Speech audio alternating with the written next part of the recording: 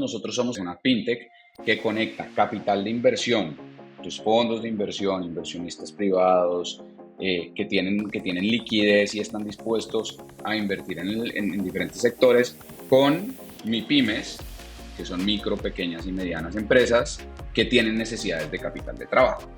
¿Qué nos diferencia de las fintechs? Normalmente las fintechs se enfocan en ese Buy Now, Pay Later de B2C y no B2B. Eso es una diferencia fundamental que tenemos con muchas de las que tú puedes oír en el mercado. Cuando ya hablamos de cómo nos diferenciamos con las que trabajan en el sector B2B, que es donde nosotros estamos metiéndonos, es realmente el sector al que atiendes y cómo lo atiendes, el segmento. Entonces, ¿nosotros qué nos hemos dedicado? Nosotros nos hemos dedicado a crear diferentes líneas de negocio, diferentes productos, y no solo un producto, que atiendan a diferentes tipos de segmentos. El sector fintech viene creciendo drásticamente durante los últimos años. Obviamente la pandemia fue un impulsor fundamental. Pero hay una cosa clave que muchas empresas no estaban viendo, y es la mayoría de las empresas que montaron esquemas de lending, como los que nosotros hacemos y ahorita lo explico, se enfocaron en el lending B2C, se enfocaron en prestarle al consumidor final. Y oh sorpresa, solo el 5% de las transacciones del mundo son B2C. El otro 95%, en donde no hay casi fintechs metidas y tratando de conquistar el mercado, se enfoca en las transacciones B2B. Entonces nosotros decidimos meternos ahí. Mi invitado de hoy es Nicolás Villa Peláez, experto en servicios financieros, estrategias de inversión y gestión de ventas. Cuenta con gran conocimiento de liderazgo en diferentes organizaciones de base tecnológica, destacando la gestión de la innovación para el sector financiero. Actualmente es el CEO en Platam, la fintech aliada de los emprendedores que necesitan capital de trabajo para sus negocios. Ha participado como speaker internacional en el ámbito de la innovación y la productividad y es profesor universitario de creatividad e innovación en el CESA. También es fundador y consultor de Changel y emprendedor serial.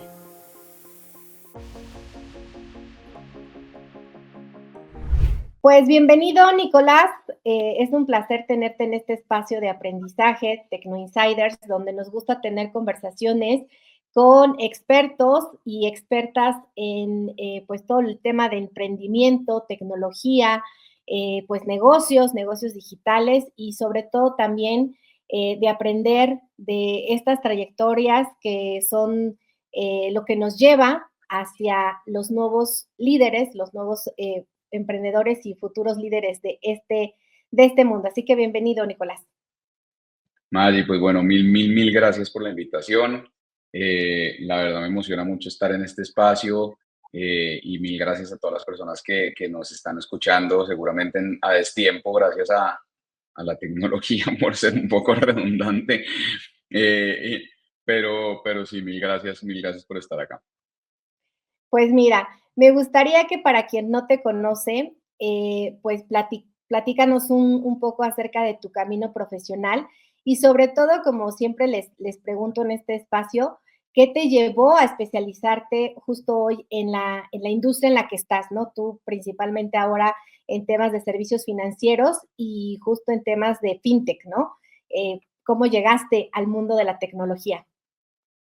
Genial. Bueno, esto es toda una historia interesante, y voy a dejar la parte de Platán para el final, para contarla como en orden cronológico. Pero bueno, yo, yo estudié ingeniería civil. Yo quería ser calculista de estructuras. Ese era como mi rol, mi rol soñado. O sea, los que diseñan las estructuras de los edificios para que el edificio no se caiga. Era un loco por las matemáticas. Digamos que estudié ingeniería civil, y justo antes de salir de la ingeniería civil le pregunté a uno de mis profesores de estructuras, le pregunté, oiga, ¿usted me recomienda ser calculista y meterme realmente al cálculo de estructuras? Y me dijo, no, se va a morir de hambre, no lo hago. Y yo, ¿cómo? No, o sea, 4 años de prioridades perdidas. Y me hubieran dicho eso al principio. Eh, y bueno, y termino entonces buscando en lo que muchos llamamos como la gerencia de construcción. Termino metiéndome en una compañía, y en esa compañía logro, digamos que obviamente entró un cargo operativo de analista, Mi tarea principal era hacer un informe y yo logro automatizar ese informe a través de un bot en las primeras 2 semanas. Entonces, yo logré automatizar el informe y ya me quedaba yo como 3 horas al día viendo un Excel correr, y hasta que de pronto empecé a levantar la mano y le decía al tipo, pues a mis jefes como, oigan, no tengo nada que hacer, eh, póngame a hacer otra cosa porque pues acá me va a pegar un tiro el aburrimiento. Y empezaron a botarme problemas. Entonces empezaron a decir, bueno, este chicharrón que nadie, chicharrón en Colombia es problema, este chicharrón que nadie lo ha agarrado, bótenselo a Nicolás. Bótenselo a Nicolás. Y yo arrancaba, estudiaba, me leía todas las metodologías, entendía y empezaba a crear las soluciones. Y eso empezó a crear como una dinámica dentro de esta constructora, que era la constructora más grande del país, es la constructora más grande del país, en donde me volví como el centro de innovación de la organización y no había un área de innovación en ese momento. Después me dieron un proyecto enorme de transformación digital y terminé montando literalmente la oficina de transformación de la organización. Yo duré como 4 años, 5 años en esa empresa y crecí como loco y en un momento ya estaba respondiéndole a casi que a presidencia, y tenía reuniones constantes ya con gente muy arriba y de pronto dije, uy, yo para subir como que debería hacer una maestría y empecé a buscar maestrías, apliqué a una, como que no pasé y después dije, bueno, no voy a hacer maestrías. Entonces, si no hago maestría, pues seguramente en el corporativo no tengo mucho crecimiento, vamos a emprender. Entonces, por descarte, y literalmente es por descarte, yo creo mi primera empresa. Y mi primera empresa es una empresa de consultoría en innovación. Entonces yo dije, pues, como muchos de los emprendedores profesionales, pues, ¿en qué emprenden? En consultoría, ¿cierto? Entonces, uno Ya dice, sabes. bueno, pues, yo, sí, sí, sí, sí. Yo ¿qué sé hacer? Pues yo sé pensar, sé crear y tengo un conocimiento específico, entonces voy a vender ese conocimiento. Eso es lo primero que uno hace, ¿cierto? Entonces empieza a vender uno eso. Eh, Creé una empresa que sigue existiendo, muy interesante. Change es una consultora bastante importante de innovación en Colombia. Hacemos retos de innovación abierta con empresas como el Tecnológico de Monterrey en México, como Reckitt Benckiser, como Huawei, como la constructora más grande del país, con la que todavía trabajamos, con el segundo banco del país, y hemos trabajado con empresas muy grandes y me ha permitido como meterme a entender casi que todos los sectores. Después dije, oiga, esto de la consultoría es un negocio muy complejo y yo me imagino que lo has sufrido, pero el negocio de la consultoría es un negocio en donde el emprendedor sufre mucho. Sufre mucho, es complicado conseguir clientes, los tiempos de cierre son muy grandes, los tiempos de pago también son muy grandes, el capital de trabajo que uno necesita para crear equipo es muy complejo, es cíclico. Digamos que tiene unas complicaciones muy claras que hacen que crecer ese negocio sea muy complicado. Da muy buena calidad de vida, si uno lo quiere así, pero tiene otras características, sobre todo si uno tiene, digamos que, un hambre de crecimiento muy fuerte como yo la tengo. Entonces decidí empezar a crear con otras empresas. Quebré dos otras empresas mientras esta seguía vivo. En un momento también incluso me compraron Change, y yo estuve trabajando en una empresa inglesa y ahí estuve, digamos, en un muy buen proceso y termino en Platam hace más o menos unos 6 meses. Entonces, Platam viene siendo una empresa que trabaja desde hace 2 años. Son personas financieras muy, muy cracks y se han concentrado en crear los mejores vehículos financieros, se han concentrado en que la calidad de la cartera esté perfecta, pero nunca les preocupó vender. Y es muy raro. Sí, Entonces uno llega a una empresa en donde no había CRM, no había una estrategia de prospección, como que no había las cosas básicas que uno tiene en un equipo, en una empresa, en una empresa B2B, porque además somos B2B. Entonces arranqué y el CEO de ese momento dijo, yo quiero ser CFO, a mí déjeme tranquilo, busquemos un nuevo CEO, me meten de socio, me meten de CEO y empiezo a crear la estructura de ventas de toda esta máquina y ha sido genial. Realmente entrar a una empresa, y lo posteaba hace como 2 días en LinkedIn, entrar a una empresa donde se ve la atracción es, pues, uno lo llena, ¿no? sí. Y es que según el informe de FinTech Radar en Colombia, las compañías FinTech han crecido un 6.8% en el último año. En México, pues no se diga, ¿no? O sea, fue el boom, ¿no? El año pasado, lo que fue el año pasado y pues ha sido el boom de las FinTech, ¿no? Creo que los consumidores digitales, que somos, pues, los millennials, ¿no? A partir de los millennials, centennials y todas las nuevas generaciones que van surgiendo, pues somos obviamente cada día más digitales, ¿no? Y creo que dentro de los servicios que hemos como amado hoy es la parte de tener nuestra, pues sí, nuestra bancarización en nuestro celular, ¿no? Lo que es digitalizada. Y bueno, pues ustedes Platam, cuéntanos un poquito acerca de Platam, qué es lo que hacen, y bueno, pues si nos puedes dejar saber exactamente cuáles son su oferta, su propuesta de valor. Claro. Entonces, tienes toda la razón. O sea, las empresas, el sector fintech viene creciendo drásticamente durante los últimos años. Obviamente la pandemia fue un impulsor fundamental, pero hay una cosa clave que muchas empresas no estaban viendo y es la mayoría de las empresas que montaron esquemas de lending, que como los que nosotros hacemos y ahorita lo explico, se enfocaron en el lending B2C, se enfocaron en prestarle al consumidor final. Y oh sorpresa, solo el 5% de las transacciones del mundo son B2C. El otro 95%, en donde no hay casi fintechs metidas y tratando de conquistar el mercado, se enfoca en las transacciones B2B. Entonces nosotros decidimos meternos ahí. Entonces, ¿qué somos? Nosotros somos una fintech que conecta capital de inversión, tus fondos de inversión, inversionistas privados, que tienen liquidez y están dispuestos a invertir en diferentes sectores, con MIPYMES, que son micro, pequeñas y medianas empresas que tienen necesidades de capital de trabajo. ¿Qué son las necesidades de capital de trabajo? Necesidades de flujo de caja. Entonces yo necesito flujo de caja para comprar mi inventario, yo necesito flujo de caja para pagar mi nómina, yo necesito flujo de caja. Dependiendo del servicio o producto que uno venda, pues uno va a necesitar diferente capital de trabajo. Y eso es lo que nosotros lo hacemos. Y lo hacemos desde diferentes frentes. El primer frente está enfocado en la base de la pirámide. Entonces, hemos creado un producto súper, súper lindo desde WhatsApp, en donde tú en 5 minutos literalmente solicitas una línea de crédito y puedes empezar a comprar tu inventario desde WhatsApp.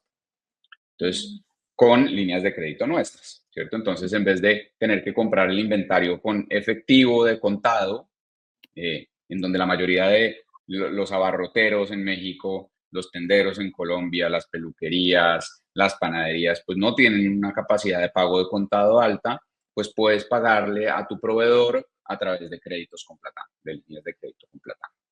Esa es la primera línea. La segunda línea es un factoring tradicional que ya se enfoca en empresas un poco más pequeñas, medianas, que son empresas que ya pueden vender $500,000, 1 millón, hasta 5 millones de dólares, que ya empiezan a tener facturas un poquito más elevadas y ya se mueven facturas de $50,000. Y por último, tenemos un producto de confirming en donde ya trabajamos con empresas más robustas, pero para pagarles siempre a los pequeños. Hemos encontrado ese hueco claro en el mercado y es que la banca tradicional no puede atender a los pequeños porque son caros de atender y no tienen tecnología adecuada para atenderla. Y por lo tanto, esos pequeños que son los que sufren, ¿cierto? Que son el motor de nuestra economía, pues terminan ahí, en Colombia decimos pedaleando, y es como si esforzándose en su día a día, ¿no? Ujú. Sí, exacto. Es muy similar. Bueno, creo que Colombia y otros países de Latinoamérica, obviamente, somos muy similares, ¿no? En cuanto a nuestras economías, ¿no? El 95 o 97% de las empresas, pues son MIPYMES, ¿no? Y son las que mantienen, pues obviamente, toda la parte, la economía, ¿no? Del país. y es lo que mueve a estas, y pues obviamente una solución como la de Platam, pues viene a solucionar precisamente este tipo de desafíos, ¿no? En las economías como Latinoamérica. Y pensando un poquito en lo que ustedes han hecho, ¿no? Leí ahí que ustedes han financiado a más de 600 MIPYMES y que han obviamente destinado millones de dólares en soluciones de crédito. ¿Qué distingue a Platam de otras fintech en el mercado colombiano? Hablando mucho, obviamente, de allá, ¿no? Digo, creo que todavía no tienen presencia aquí en México, pero hablando de allá, sobre todo porque te decía, como son muy similares, y aquí en México, pues, o sea, ha sido el boom, o sea, ha sido el boom, ¿no? Sí, así es. Entonces, listo. ¿Qué nos diferencia de las fintechs? Normalmente las fintechs se enfocan en ese Buy Now, Pay Later de B2C y no B2B. Eso es una diferencia fundamental que tenemos con muchas de las que tú puedes oír en el mercado. Cuando ya hablamos de cómo nos diferenciamos con las que trabajan en el sector B2B, que es donde nosotros estamos metiéndonos, es realmente el sector al que atiendes y cómo lo atiendes, el segmento. Entonces, ¿nosotros qué nos hemos dedicado? Nosotros nos hemos dedicado a crear diferentes líneas de negocio, diferentes productos, y no solo un producto, que atiendan a diferentes tipos de segmentos. Desde el tendero, que puede incluso no estar constituido, ¿cierto? No tiene una representación legal, no es persona natural, como en México le dicen persona natural, ¿cierto? Persona natural y no es persona moral.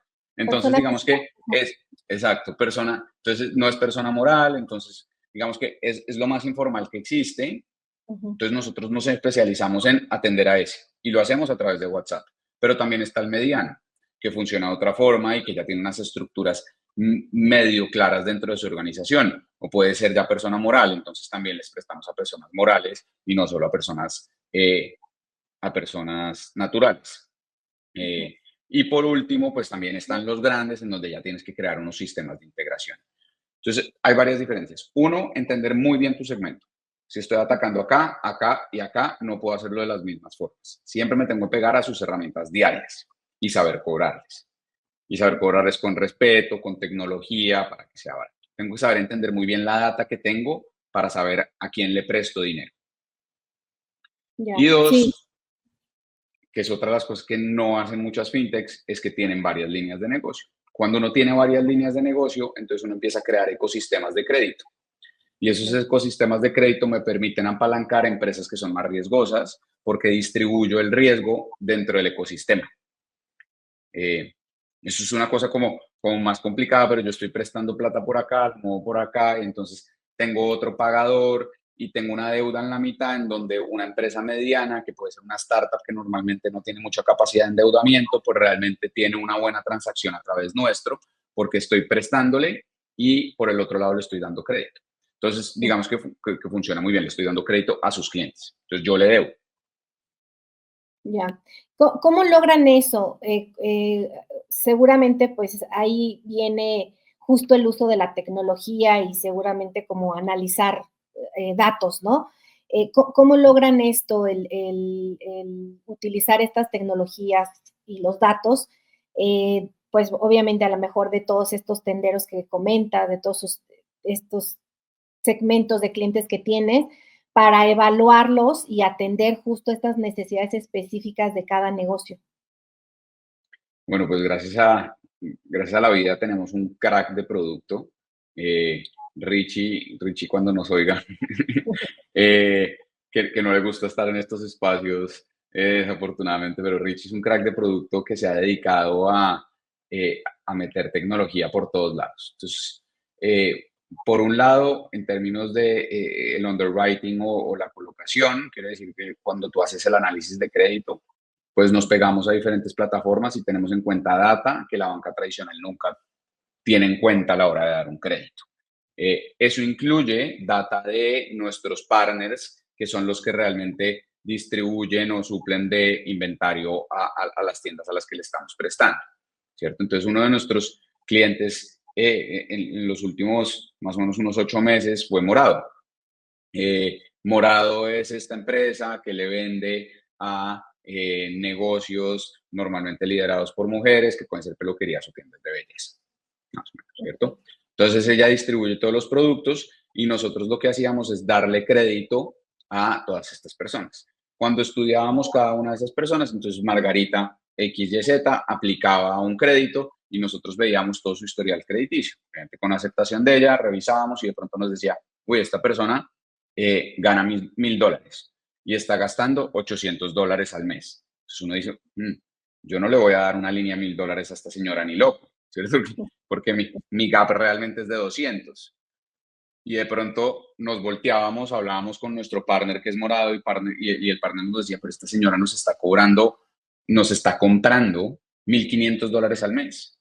Entonces, no tiene sentido la data que yo estoy mirando en un historial de crédito versus la data real del negocio, porque estos negocios mueven mucha cantidad de efectivo y ese efectivo no queda registrado dentro del sistema. Entonces nosotros ahí empezamos a aprovechar data, digamos que no tradicional, para hacer un underwriting a unos perfiles que normalmente no atienden, no atienden otros sectores. Eso por un lado. Por el otro lado, tenemos mucha inteligencia artificial enfocada en la cobranza. Entonces, cobrar Sí. es crítico. Creo que es uno de los mayores desafíos, ¿no? En temas de, bueno, en el sector financiero. Y justo, ¿no? Creo que el acceso limitado al crédito formal, ¿no? Afecta justo a una gran parte de las MIPYMES, pues las has mencionado ahí en Colombia, aquí en México, te digo, es muy similar, porque como dices, no es un dinero que se vea reflejado en un estado de cuenta, ¿no? Y que pueda avalar que esos son tus ingresos mensuales, ¿no? Fijos o variables, sino que pues al final hay mucho flujo de efectivo, ¿no? Pero real, o sea, físico, tal cual, porque Sí, aquí, sí, sí, bueno, estamos de acuerdo. ¿no? Y bueno, ¿qué barreras principales están rompiendo con sus soluciones de financiamiento? Si nos puedes a lo mejor platicar acerca de otro caso como el que comentabas aquí de Morado. Genial. Entonces, sí, el gap de financiamiento en Latinoamérica es enorme. No solo en Colombia. En Colombia más o menos tenemos un gap de $38 billones, pero en Latinoamérica es de 1.2 trillones de dólares. Obviamente México y Brasil se llevan una muy buena parte de ese 1.2 trillones. ¿Cierto? Entonces, sí, digamos, ese es el gap de financiamiento solo para las MIPYMES de Latinoamérica. O sea, no estoy hablando de todo el gap de financiamiento. Entonces, es una cosa enorme. En Colombia, en México, en cualquier lado, el tamaño de este problema es enorme. Dos, el 80% de las MIPYMES de Colombia, y el número debe ser muy similar en México, no tiene acceso a financiamiento. Y yo te doy un caso concreto. Yo en Change, que es mi primera empresa, que tiene unos buenos números de facturación, tengo una tarjeta de crédito y un cupo rotativo. Cada uno de esos tiene un cupo de $2,500. $2,500 tienen deuda, tiene capacidad de deuda. Una de las empresas que ya tiene más de 5 años, es una empresa que viene facturando desde hace mucho tiempo. $2,500 no me alcanza para nada. Ni acá, ni en México. O sea, 2.500 en una empresa se van así. De pronto estás haciendo ahí cálculos en la cabeza, a ver, deben ser más o menos unos 5 Sí, mil no, bueno, pesos. te lo gastas en ayer justo fuimos a un evento de Huawei y hacía de un mayorista, o sea, equipos, ¿no? Pues te los gastas en 4 equipos en Huawei, ¿no? O sea, Sí, sí, sí, $2,500. sí, sí. No, es una locura. Y tú la comparas con tu tarjeta de crédito personal y tú dices, no tiene sentido. O sea, mi empresa factura más que yo y yo tengo 10 veces más lo que tiene mi empresa. Ya. Entonces, digamos que lo he vivido en carne propia. Ujú. Entonces, nosotros nos pegamos a sus partners. Dentro de esos partners está, por ejemplo, otro que se llama Seri. Seri vende suplementos alimenticios. Está otro que se llama Macroblends. Está otro que se llama Suplementos Colombia. Nos hemos metido sobre todo mucho en ese sector porque cuando abarcamos un sector, pues empezamos a apoyar fuertemente a un mismo segmento o una misma industria. Y después vamos digamos, adquiriendo cada vez más industrias. Pero sí, estamos muy enfocados en las IAs. Bien. No, creo que, bueno, también mencionabas que Platam convierte cuentas por cobrar en liquidez inmediata, ¿no? En el flujo de efectivo. ¿Cómo ha sido la recepción de esta solución entre los empresarios? Porque al menos aquí en México, o sea, sí está la solución, pero yo no la veo que la adopten mucho, ¿no? O sea, porque a lo mejor es un interés un poco más alto, digo, no todas, pero sí siento que no quieren pagar eso y prefieren esperar, por ejemplo, los 120 días de pago que les hace su cliente, ¿no? O sea, que, digo, pues a lo mejor a veces sí necesitas esa lana y dices, pues oye, me prefiero el factoring, ¿no? Que es esta solución. Sí, el Ujú, factoring, exacto. Entonces, digamos que el factoring se basa en que las empresas realmente sufren por flujo de caja. ujú, El principal problema de las empresas en Latinoamérica es la falta de capital de trabajo, o sea, la falta que yo tengo para mis movimientos diarios. La plata sí o sí va a tener, digamos, el dinero sí o sí va a tener un costo en el tiempo. Esos 120 días realmente están siendo, o sea, casi que uno se los da gratuitos a la empresa o a su cliente. ujú, ¿Cierto? Entonces, no sé, tú le facturas a FEMSA o a cualquier otra y FEMSA te está diciendo, yo te pago a 120 días y tú te quedas cruzada de manos 120 días, que son 4 meses, digamos que tenemos claro que la inflación en nuestros países es alta, tenemos claro que las tasas de interés también son altas, entonces 120 días de plata, vale. ujú, Eh, y por lo tanto, entonces lo que uno hace es, venga, yo puedo, uno, meter eso entre mi margen, ¿cierto? Y yo lo cobro, digamos que seguramente no lo dejo muy claro en una línea que diga cómo cobro por los 120 días de pago, pero sí puedo meter esto dentro de mi margen y mi negocio tiene en cuenta que a mí no me va a llegar la caja inmediatamente para poder asumir los gastos de financiamiento que tiene cualquier negocio. Si uno mira a las empresas grandes, y eso es algo que también tenemos que trabajar mucho, las empresas grandes están acostumbradas a pagar tasas de interés, porque están acostumbradas a que necesitan capital de trabajo y están acostumbradas a apalancarse con el sistema financiero. Mientras que las empresas pequeñas y medianas como que no tenemos esa costumbre de, bueno, yo entonces pago uno y pago lo otro y a mí me duele el peso, pero igual me duele el peso, pero tener la plata me apalanca y me ayuda aún más a crecer y termina ujú. dándome más de lo que me costó. Y eso ya lo han procesado las empresas grandes. Eh, Sí, entonces, no todavía saltan, toca ¿no? educar, sí, educar mucho Comprar. financieramente hablando de por qué sí son buenas soluciones. Porque después yo voy y busco un crédito y el crédito entonces me dan un crédito por un valor más alto, tengo que pagar ciertos seguros, digamos que es muy diferente, además no son tan claros el uno versus el otro. Entonces sí hay que trabajar mucho en educación financiera. Eh, Lastimosamente el emprendedor o el empresario promedio en Latinoamérica no es, y yo digo es, yo diferencio los emprendedores que tienen amor al arte a los emprendedores que le tienen amor a emprender. Sí. ¿Cuál es la diferencia? Y a los emprendedores le tienen amor al arte, le tienen amor a la consultoría, le tienen amor a fabricar zapatos, le tienen amor a crear marcas, le tienen amor a estructurar campañas de marketing, pero cuando hay estructura la contabilidad de la empresa, revisar los estados financieros, ir y tramitar créditos, pagarle a los empleados, toda la estructura, vender es el ejemplo claro y es, hay muy pocos emprendedores que les gusta vender. Exactamente. Entonces, está ese emprendedor que le gusta el estado del arte, ¿cierto? Que ese es el emprendedor que le gusta, que él tiene amor al arte. Y está el otro emprendedor que si es, esto yo, o sea, deme una empresa de alquiler de baños portátiles y yo me vuelvo loco y la crezco como loco. ¿Sí? ¿Sí? Y no El le que le tengo gusta amor. resolver los problemas.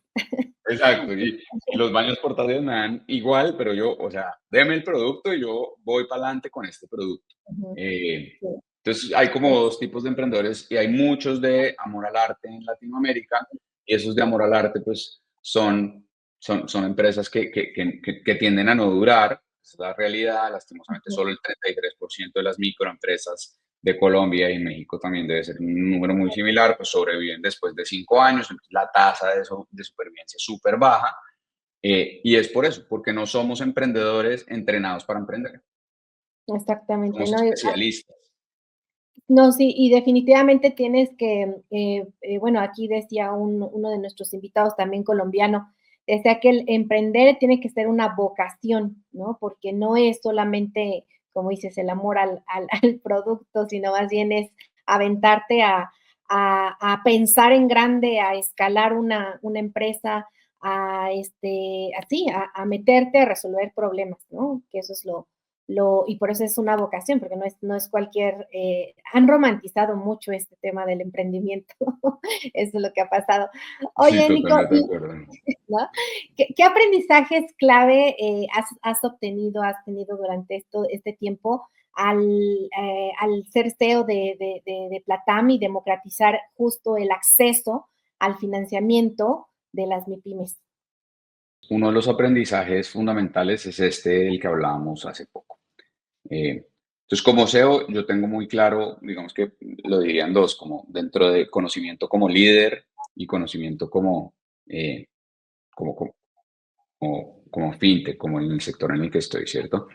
Como líder estaría hablando sobre todo de tenemos que encontrar esas personas que le tienen mucho amor al emprendimiento, sobre todo en las áreas, en las etapas iniciales de la empresa. Hace poco alguien me decía que en una de las charlas que yo de Bilbao y se me quedó súper metida en la cabeza, él decía, yo me dediqué a buscar los 10 locos que trabajaran o locas que trabajaran como yo y que fueran workaholics y que eh, o sea, que tuvieran unas ansias de crecimiento enormes y eso fue el equipo que creé. Entonces ahorita estamos súper enfocados en encontrar esos 10 locos o locas. Y eso para nosotros es fundamental, crear un equipo que sea el cimiento de una empresa que va a ser enorme realmente, porque nuestro potencial es muy grande. Y dentro de la industria fintech, yo creo que uno de los aprendizajes fundamentales es el que hablábamos antes, y es el dinero en el tiempo tiene un costo muy fuerte. Y no tener el dinero tiene un costo aún más fuerte. Sí, claro. Sí, como dices, Tiene que, no tenemos esa cultura de, te digo, como de pensar en grande, de tomar el riesgo, ¿no? De saber que este financiamiento me va a ayudar a crecer y que al final, pues, tiene un costo, ¿no? Y ese costo, lo voy a asumir porque, va a ayudar eso va a ser en beneficio de mi empresa, ¿no? Eso creo que es, parte de la cultura que nos hace falta en mucho, como dices, a nivel pymes. Te iba a preguntar cuáles son los próximos pasos o metas para Platam en términos de expansión y de innovación. estamos trabajando en tres cosas fundamentales. La primera es la creación del equipo, lo que te decía ahorita, como que tareas más importantes durante el 2025. Ujú,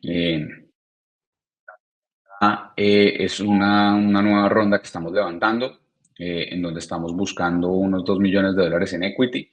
Entonces va a ser un trabajo bien importante también levantar esa ronda, más o menos esperamos cerrarla en unos 4 a 5 meses. Y por último, levantar deuda. Eh, ujú, entonces, digamos que ya hemos logrado muy bien entender cómo colocar bien y cómo mantener esa cartera sana. Ahorita ujú. nos falta irnos para atrás y tener más capital para desplegar ese capital en los negocios que tenemos. Nuestro pipeline ahorita de ventas es súper claro que no aguanta con la deuda que tenemos. Entonces, estamos buscando esas dos inversiones más construir el equipo que apalanque como el despliegue de todo esto, cuidando obviamente la cartera que estamos haciendo. Esos son nuestros pasos. Sí, bien.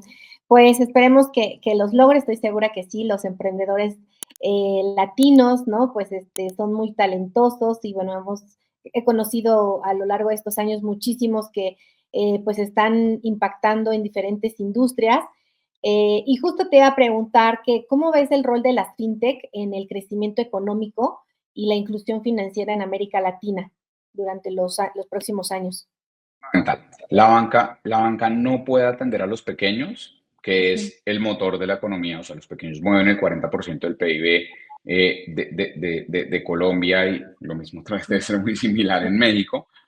Y la banca no los puede atender porque es muy costoso. La banca entonces, por ser vigilada, por haber crecido desde hace mucho y por ser esos monstruos que estamos acostumbrados a ver, pues le cuesta mucho atender una empresa que está moviendo, no sé, $10,000 al mes versus una empresa que está atendiendo 200, 300 o $1,000,000 al mes, ¿cierto? Entonces, mucho más fácil atender, casi que necesito la misma cantidad de plata para atender $1,000,000 que para atender 10,000 moviéndose, haciendo solicitudes, haciendo trámites, mandando firmas, lo uno porque no tengo tecnología. Ujú. Entonces, las fintechs lo que hacen es que bajan el costo de adquisición y el costo de operación drásticamente. En ese número, pues logro meterme a segmentos en donde la banca no está. Ujú. Y la banca no está en los segmentos que más ayuda necesitan, Ya. que son estas MIPYMES de las que hemos venido hablando. Ujú.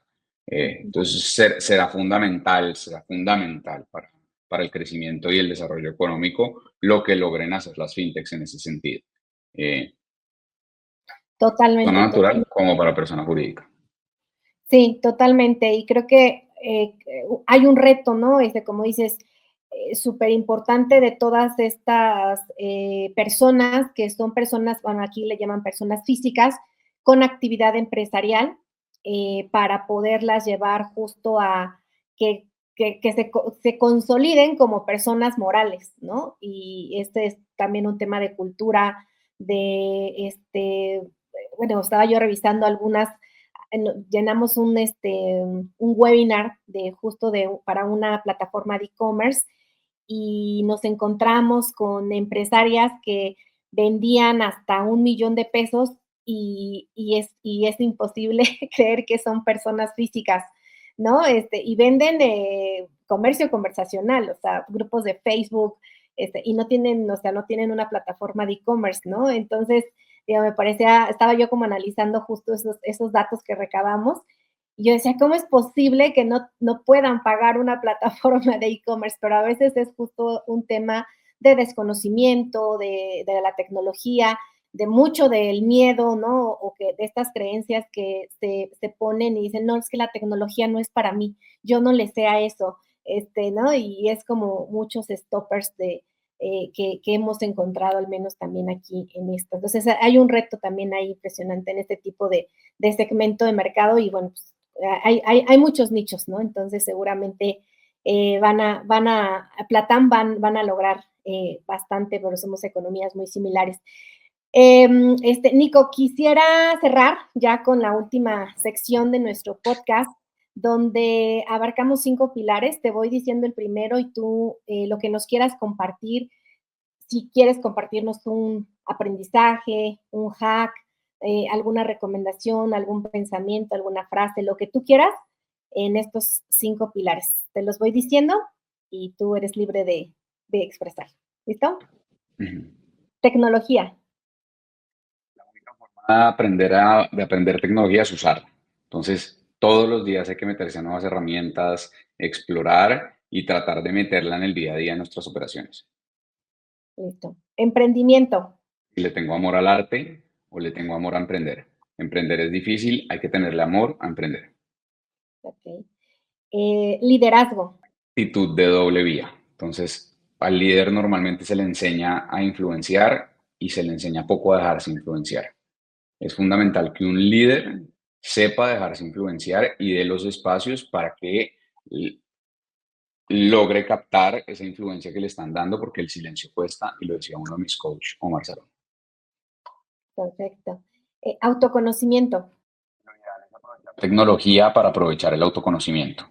Entonces, uno de los assessments que yo más recomiendo es Big Five, y entender Big Five nos va a ayudar muy bien a entendernos a nosotros. Y es clave que como líderes también patrocinamos el autoconocimiento con nuestros equipos, para que uno sepa cuáles son las debilidades y las fortalezas del otro y el equipo también sepa cuáles son las debilidades y las fortalezas de uno. Sí, 100%. Y por último, inspiración. La inspiración es algo que se tiene que buscar todos los días. Eh, llega y no es algo que me tienen que dar los otros, es algo que yo busco dentro de lo que yo hago. Se ha popularizado y se ha romantizado muchísimo la búsqueda del propósito y eso nos ha puesto a todos a pensar si estamos en el buen camino. Y realmente la mayoría está en el buen camino. Tenemos que alinear el propósito con las acciones que nosotros hacemos en el trabajo, en el día a día. Eh, pero sí, la inspiración la encontramos cuando la buscamos y somos responsables nosotros mismos de buscarla. Ujú, 100%. Pues muchísimas gracias, Nicolás, por haber compartido hoy un poquito acerca de lo que están haciendo en Platam.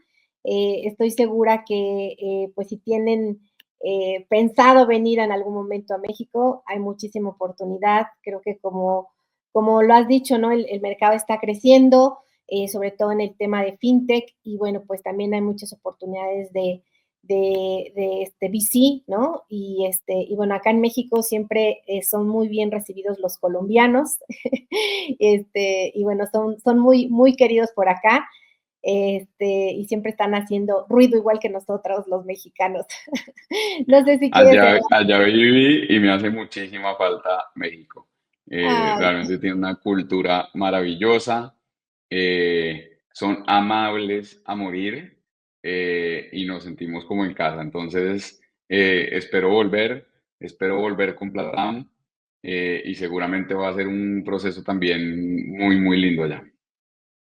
sí, y muy, muy interesante. Pues muchas gracias por compartir. No sé si quieres cerrar con algo, compartirnos también tus redes, en donde te pueden contactar, donde pues la audiencia colombiana puede seguir a Platam. Que invitarlos a seguirme en LinkedIn. Nuevamente yo estoy publicando conocimiento, charlas y patrocinando un poco discusiones que nos hacen aprender a todos. Mi perfil es Nicolás Villa Peláez y a todos los que nos oyen desde Colombia y estén buscando financiamiento, www.platan.co y ahí pueden encontrar las diferentes líneas, entender muy bien lo que hacemos y empezar a apalancar su negocio con el capital de trabajo que necesitan. Sí, muchísimas gracias por acompañarnos hoy y pues no olviden también seguirnos para más conversaciones como esta y aprender justo de líderes como Nico que están transformando nuestras industrias y bueno, pues chao. Muy bien, gracias y gracias a todos por venir. Chao. Gracias, Nico, bye. Gracias por acompañarme hasta el final. Dale me gusta, suscríbete y comparte este episodio. Tu apoyo ayuda a que más personas descubran estas increíbles historias. Encuéntrame como Margie Guzmán en todas mis redes sociales y en Instagram como MargieGC. Hasta la próxima.